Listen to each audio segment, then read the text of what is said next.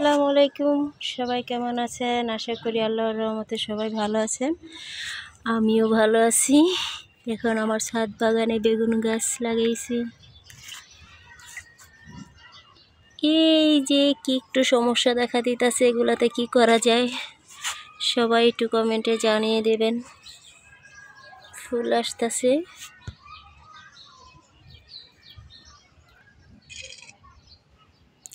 একটা অ্যালোভেরা গাছ। অ্যালোভেরা গাছের নিচে আরেকটি সুন্দর চারা হচ্ছে। এটা হচ্ছে কি পাতা বলেন তো? এটা হচ্ছে আমাদের অঞ্চলে বলা হয় বিলাতি ধনেপাতা। আপনাদের কি বলা হয় সবাই জানাবেন।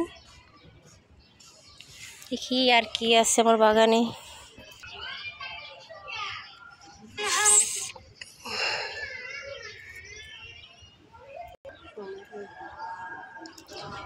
লাউ গাছে আজও পর্যন্ত একটা লাউ খাইতে পারলাম না। এই যে একটা দুর্ভাগ্য দেখেন, এখন পলিথিন দিয়ে রাখছি যে এটা নিয়ে থাকে। আর একটা জিনিস আছে দেখেন,